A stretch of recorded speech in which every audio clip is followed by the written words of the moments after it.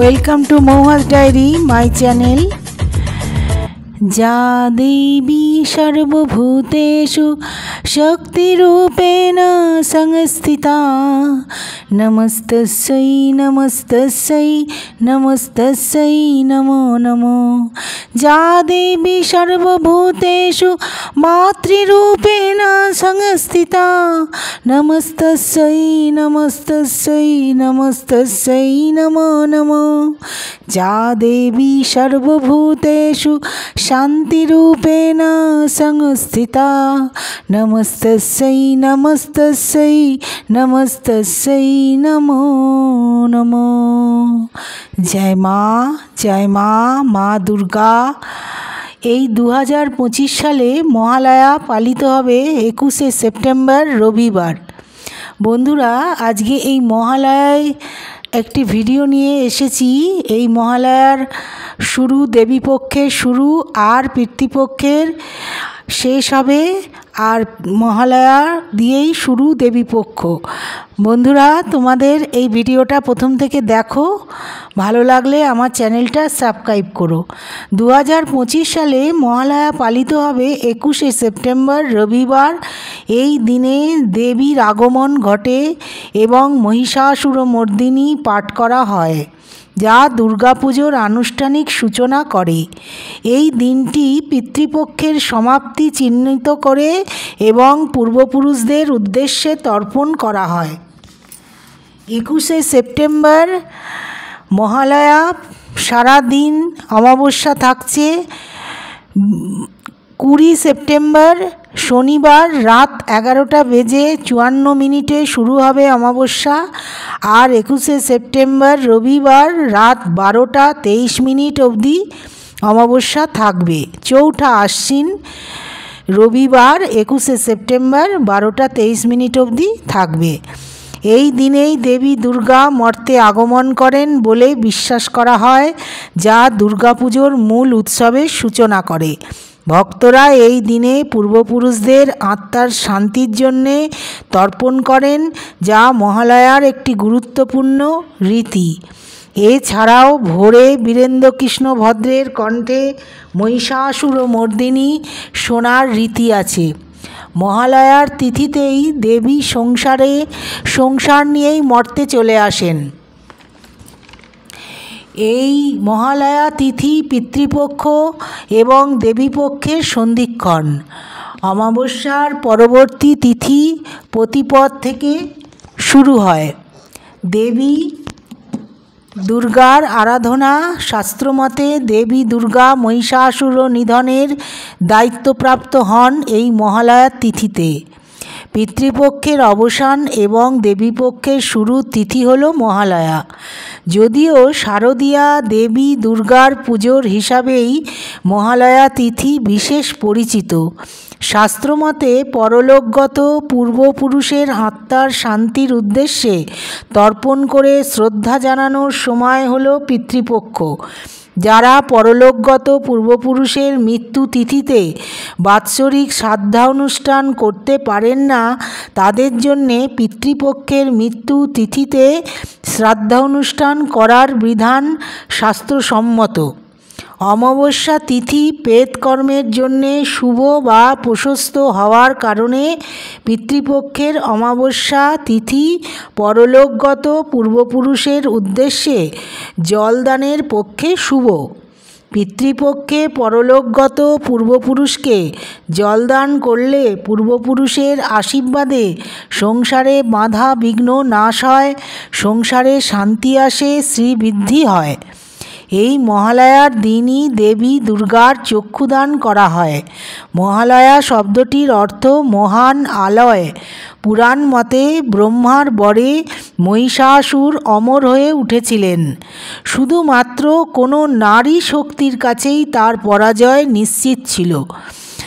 অসুরদের অত্যাচারে যখন দেবতারা অতিষ্ঠ, তখন এই ত্রিশক্তি ব্রহ্মা, বিষ্ণু এবং মহেশ্বর নারী শক্তির সৃষ্টি করেন।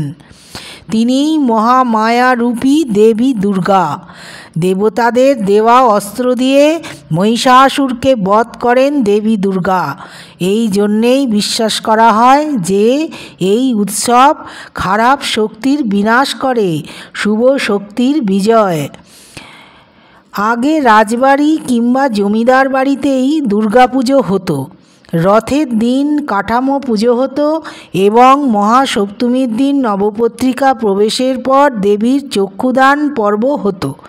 যেহেতু মহালয়ার দিন দেবীপক্ষের সূচনা হয়, তাই পরবর্তীকালে মহালয়ার দিনই প্রতিমার চক্ষু আঁকার চল শুরু হয়। তবে বর্তমানে বারোয়ারি পুজোর সংখ্যা বহুগুণ বেড়েছে। এই মহালয়ার দিনেই ঢাকে কাঠি পড়ে। ঢাকিরা ঢাক নিয়ে ভোরবেলা থেকেই বাজাতে বাজাতে যায়, যেন মনে হয় পুজো এসে গেছে। এই বছর মহালয়া পড়েছে, তোমাদের এই মহালয়ার দিন থেকেই পুজো এসে যায়, রব এসে যায়। মহালয়ার দিন ভোরে বীরেন্দ্রকৃষ্ণ ভদ্রের কণ্ঠে মহিষাসুরমর্দিনী শোনার রীতি বাঙালির যুগ যুগ ধরে চলে আসছে।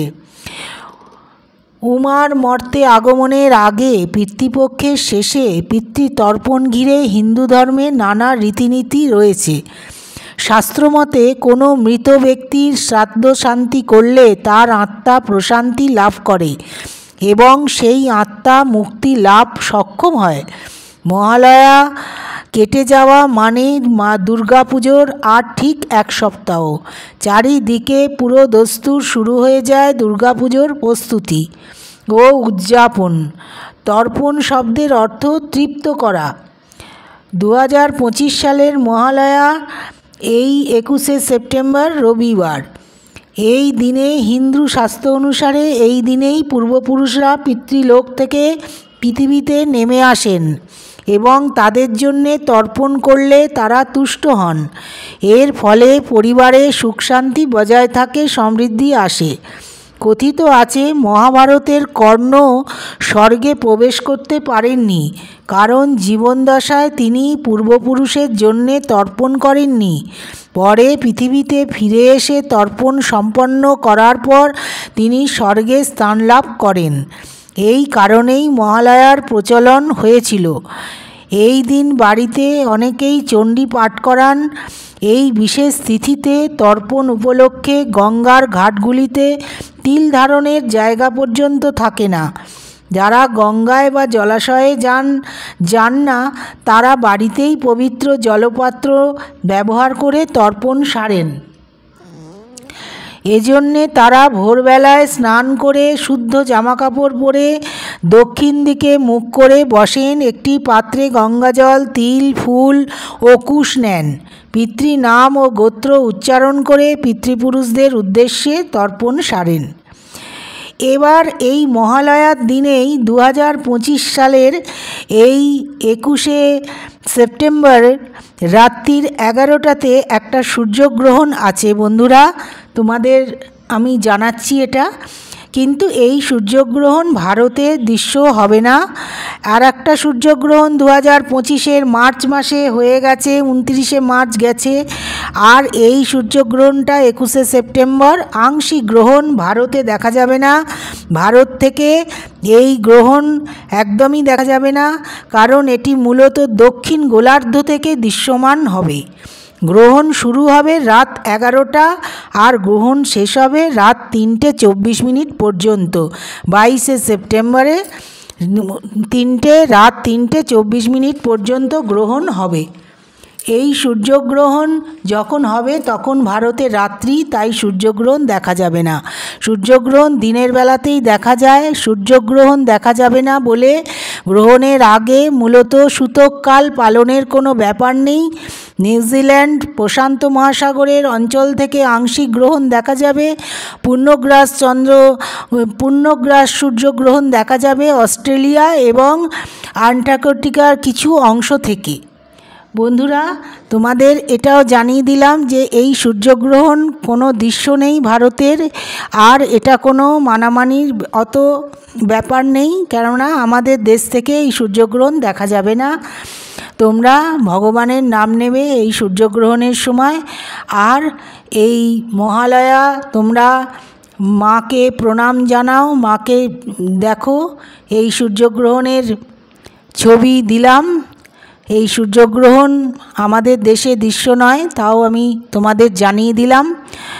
কেমন লাগলো? ভালো লাগলে আমার চ্যানেলটা একটু সাবস্ক্রাইব করো বন্ধুরা। এই তর্পণ করা, এই মায়ের আগমন, দেবীপক্ষের আগমন ভালো লাগলে একটু লিখে জানিও জয় মা বলে। Thanks for watching Mouhas diary.